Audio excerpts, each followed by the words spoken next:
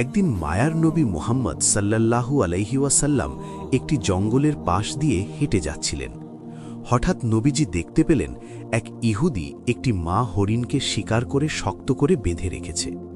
দয়ার নবীকে দেখা মাত্রই হরিণটি রোনাজারি শুরু করল এবং মানুষের ভাষায় বলে উঠল, ইয়া রাসূলাল্লাহ, ইয়া হাবিব আল্লাহ, আজ সকালে আমি আমার বাচ্চাদের বাসায় রেখে খাবারের সন্ধানে বের হয়েছিলাম।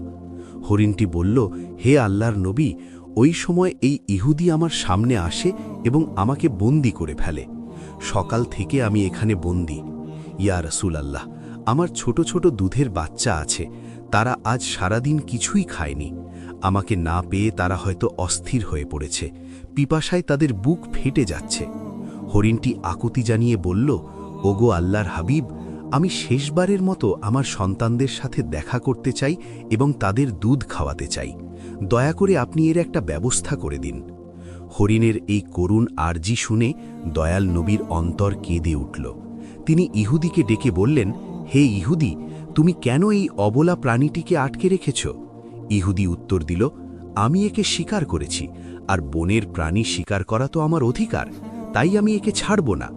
নবীজি বললেন, তুমি কি দেখতে পাচ্ছ না এটি একটি মা হরিণ? এর স্তন দুধে পরিপূর্ণ, এর বাচ্চারা না খেয়ে কষ্ট পাচ্ছে, তুমি একে একবার সুযোগ দাও। ইহুদি অবজ্ঞার সাথে বলল, আমি এত কষ্ট করে ধরলাম আর আপনার কথাই ছেড়ে দেব? একবার ছেড়ে দিলে কি বনের হরিণ আর ফিরে আসে? তখন বিশ্বনবী বললেন, তুমি একে ছেড়ে দাও, আমি জামিন হচ্ছি, সে তার বাচ্চাদের দুধ খাইয়ে আবার তোমার কাছে ফিরে আসবে। ইহুদি বিদ্রুপ করে বলল, বনের হরিণ কি আপনার বাপদাদার সম্পদ যে ফিরে আসবে? শিকার করা প্রাণী ফিরে আসার কি কোনো নজির আছে? যখন ইহুদি কোনোভাবেই রাজি হচ্ছিল না, তখন নবীজি বললেন, তবে এক কাজ করো, তুমি হরিণটিকে ছেড়ে দাও আর তার বদলে আমাকে এখানে বেঁধে রাখো। হরিণ না ফিরলে তুমি আমাকে সারা জীবন বন্দী করে রেখো। ইহুদি ভাবল এটি ভালো সুযোগ। সে নবীজিকে বেঁধে রেখে হরিণটিকে ছেড়ে দিল। ছাড়া পেয়ে হরিণটি দ্রুত বনের দিকে ছুটে গেল। ইহুদি মনে মনে হাসছিল আর ভাবছিল, এই লোকটির মতো বোকা আর কেউ নেই, একটা বনের প্রাণীর জন্য নিজের জীবন বিপদে ফেলল। ওদিকে মা হরিণ দৌড়ে তার সন্তানদের কাছে পৌঁছল। বাচ্চারা তাকে দেখে বলল, আম্মাজান, আজ কেন এত দেরি হলো? আমরা আপনার জন্য অপেক্ষা করতে করতে ক্লান্ত হয়ে পড়েছি। মা হরিণ চোখের পানি ছেড়ে বলল, ওরে আমার কলিজার টুকরা সন্তানরা, তোমরা তাড়াতাড়ি শেষবারের মতো আমার দুধ পান করে নাও, কারণ হয়তো তোমাদের সাথে আর কোনো দিন দেখা হবে না। বাচ্চারা অবাক হয়ে কারণ জানতে চাইলে মা হরিণ পুরো ঘটনা খুলে বলল। সে বলল, মায়ার নবী মুহাম্মদ সাল্লাল্লাহু আলাইহি ওয়াসাল্লাম নিজের জীবন বন্ধক রেখে আমাকে তোমাদের কাছে পাঠিয়েছেন। ওই নিষ্ঠুর ইহুদি এখন আমার নবীকে বেঁধে রেখেছে। এ কথা শোনা মাত্র হরিণের বাচ্চারা দুধ পান করা বন্ধ করে দিল। তারা বলল, আম্মাজান, আপনি কি বলছেন? মায়ার নবী বন্দী আর আমরা দুধ পান করব? এটা অসম্ভব। চলুন, আমরাও আপনার সাথে যাব। নবীজির সামান্য কষ্টও আমরা সহ্য করতে পারব না। কিছুক্ষণ পর ইহুদি দেখল বনের ভেতর থেকে কেবল সেই মা হরিণই নয়, তার সাথে ছোট ছোট বাচ্চাগুলোও দৌড়ে আসছে। এই দৃশ্য দেখে ইহুদি থমকে গেল। হরিণটি নবীজির সামনে এসে ক্ষমা চেয়ে বলল, ইয়া রাসূলাল্লাহ, আমার আসতে দেরি হওয়ায় আপনি কষ্ট পেয়েছেন, আমাকে ক্ষমা করুন। নবীজি ইহুদিকে বললেন, হে ইহুদি, এখন তো বিশ্বাস হলো, এই নাও তোমার শিকার, সাথে তার বাচ্চাদেরও নিয়ে এসেছে। ইহুদির পাথর মন এক মুহূর্তেই গলে গেল। সে চিৎকার করে বলে উঠল, ইয়া রাসূলাল্লাহ, বনের পশু পাখিও যার মায়া বোঝে, তিনি অবশ্যই আল্লাহর সত্য নবী। আমাকে আর হরিণ দিতে হবে না, আপনি আমাকে কালেমা পড়িয়ে মুসলমান করে দিন। সুবহান আল্লাহ।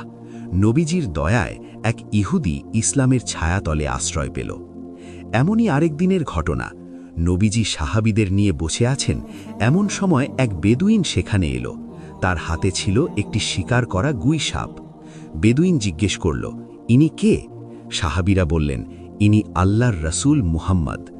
বেদুইন অহংকারের সাথে বলল, আমি লাত ও উজ্জার কসম খেয়ে বলছি, আমি একে নবী মানি না, তবে আমার হাতের এই গুই সাপ যদি সাক্ষ্য দেয় তবে আমি ঈমান আনব। নবীজি সাপটিকে লক্ষ্য করে ডাক দিলেন।